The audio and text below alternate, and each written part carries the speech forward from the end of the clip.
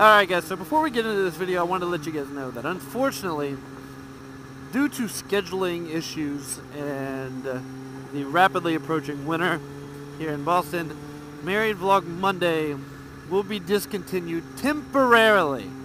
We'll probably be able to bring it back probably in March, but with me working as much as I do, and my wife working as much as she is, and she's working her weekend job. She nannies for a very, very wealthy family. But she's doing that more now. We're really trying to stockpile money for something big that's happening next year. You guys aren't finding out about that yet. But Married Vlog Monday will be discontinued temporarily here for the next few months. That is a yield sign, not a stop sign. But Married Vlog Monday is not going to be happening right now for a little bit. So I'm going to try and stockpile as many videos as I can to keep the Monday, Wednesday, Friday routine going. But if not, and I'm not able to do that prior to like it starting to dump fucking snow everywhere, then I'm going to go to a Tuesday, Thursday routine. Just have 2 videos a week. But I just thought I'd let you guys know that because I'm sure you guys are wondering. And let's go ahead and get into this video. Roll that motherfucking intro, man!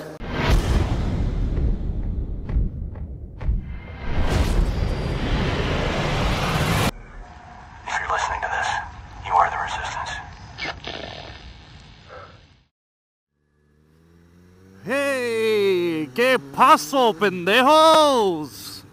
What is going on? If you can't tell, we are now recording in 1080p, 60 frames per second. Whoo! YouTube's getting so fancy. It's getting all high quality and all that bullshit. But, yeah. This is pretty fancy smancy stuff right now. So, this is going to be a continuation on a video I did quite a while ago. That video was called Hotel Happenings. So, tonight a situation happened to me which reminded me of that video that I made. And I wanted to go ahead and make a second installment. Basically, if you did not see the first one, I have a link down in the description. Go check that out.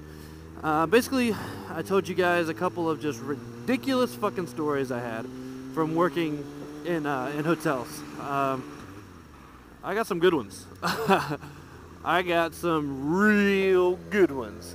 A lot of it's like people just flipping shit for no goddamn reason. Like, these people usually have reasons, but it's like, are we really being this ridiculous right now?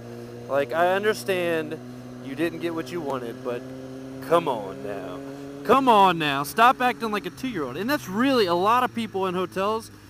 You have to, you really do have to equate them to, like, children. Because that's literally how they act. They don't get their way. They throw a fit. They cuss. They scream. They whine. Kick their feet. Stomp around and whatnot. And that's exactly what happened tonight. So I had Mr. and Mrs. Beard that checked into a room number 707. So, the front desk agent that checked him in gets a call shortly after they checked in, and they are livid. They booked a king panoramic, which at the front of my hotel, like, juts out to like a half circle looking windows, and those are our king panoramic view rooms. Now, they're really cool rooms. They're small rooms, but they're really cool because the whole front of the room is a window. You got this little button, you push it, the blinds draw back, and you got this great view of the skyline of Boston. They're really cool rooms. Well, that's what she had booked, and anyone who has ever worked in a hotel knows that just like the airline industry, hotels overbook. You overbook your hotel because most nights, just about every single hotel has what is called a no-show. People that just don't show up for their reservations. So, when that happens, rooms that you are counting on being occupied are not occupied, which means you are losing revenue. So, to prevent that, you got to kind of play a game. A lot of it is just getting lucky, but a good part is also viewing trends and seeing exactly what you're trending as far as how many no-shows you're having each night, yada, yada, yada. Anyway, you overbook so you can account for those rooms that are not going to show up, so you can kind of get lucky and hit and get a perfect sellout. Doesn't always happen. That's when you have to walk people. But anyway, that's not the story. The story is this lady called down and she was pissed. She yells at the guy that checked her in, and then she's like, I want to speak to the manager. So of course, bing, ZJ pops up. Hello, how can I help you? No, I'm not ready. No. But I get on the phone, and thank you for holding. This is, how may I help you? She instantly starts freaking the fuck out. Freaking out. So she's like, I'd like the King Panoramic. I'm in this Leave It to Beaver Cleaver room, whatever the fuck that means. Basically, she booked a room with one king bed, and she got a room with 2 queen beds. You overbook your king beds because it's a lot easier to put somebody that wants 1 bed in a room with 2 beds instead of a person who needs 2 beds into a room with 1 bed. It just doesn't happen. So, booked him in there. Man, that dude's mad creepy, though. That dude was mad creepy, though. So she had to get put into a room with 2 queens. Inconvenient, I get it. She had a Riverview room, though. She's overlooking the Charles River, overlooking Cambridge. Oh, I love you, too. Good night. And she was not happy at all. She was paying a rate of $419 a night for a King Panoramic room. The difference in price between the King Panoramic and the room that she was in, which is a standard 2 double-bedded room, was like $40. So I bumped her rate down $100, apologized for the inconvenience, and informed her that I would be more than happy to block off a King Superior Panoramic, which is up on our 25th floor, for her tomorrow. And she said, we are celebrating our 18-month anniversary. And I had to hold every ounce of desire to laugh back, because I'm sitting here like, 18 months? Only white people celebrate an 18-month anniversary. What is that? 18 months? Like, what? 18 months? You're celebrating a year and a half together? Whoa, man. Oh my, 18 fucking months. Let's go to the city and stay in a hotel, babe. This is cause for celebration. So, I apologize. Why would you just give our room away? You just gave our room away. You don't even care. I'm like, ma'am, that's not exactly what happened. We yada, yada, yada. Gave her the explanation of the overbooking process. She said, I don't know why a inner city hotel with this many rooms would ever overbook. That just seems stupid. Now, right there, that just shows you how ignorant the bitch is, because she has no idea about the business practices of a hotel. I straight up told her, ma'am, 99% of hotels overbook their hotel because every hotel has no-shows. If we're protected to be 100%, 10, 15 of those people don't show up, which is very common for us because we're a decent-sized hotel, almost 400-room hotel. You can have 10, 15 people not come. I've never understood it, but they just don't come.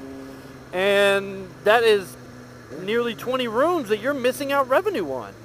When if you could have rolled the dice, I would much rather roll the dice, get every room in my hotel occupied, and have to walk somebody to another hotel and pay $200 for each person to stay at that hotel than to miss out on 20 rooms worth of revenue. I can take making $10,000 to spend $400 any fucking day. So she screams she's gonna call corporate Hilton and hotels don't do this. We just isolated them out. Blah, blah, blah, blah, blah. So I'm on the phone with her husband. Her husband, you can clearly tell he's in the mood where this is not a big deal to him. It does not bother him. And she hands him the phone. You tell him, babe. And she was like, I'm getting off the phone. I'm handing the phone to Mr. Beard. And I'm like, why are you calling him Mr. Beard? What are you talking about? Are you his secretary, bitch? This is supposed to be your 18-month work wife anniversary? Like, what the fuck are you talking about? So, he gets on the phone. You can tell he's less like, this is unacceptable. I cannot believe we're paying $420 for this. So,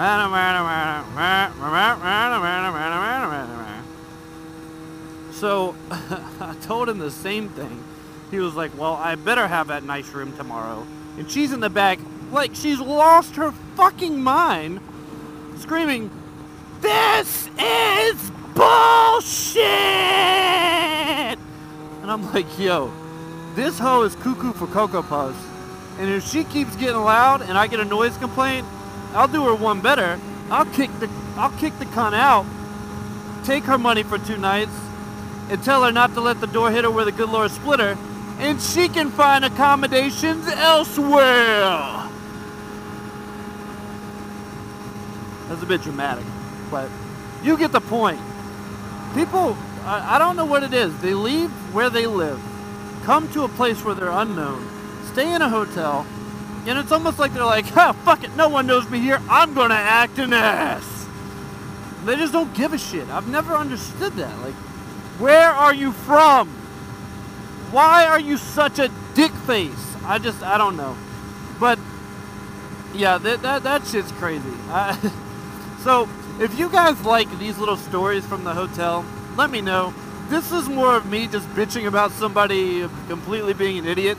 I got a few more up my sleeve that are pretty just like, whoa, what? What did he just say? No, there's no fucking way that happened.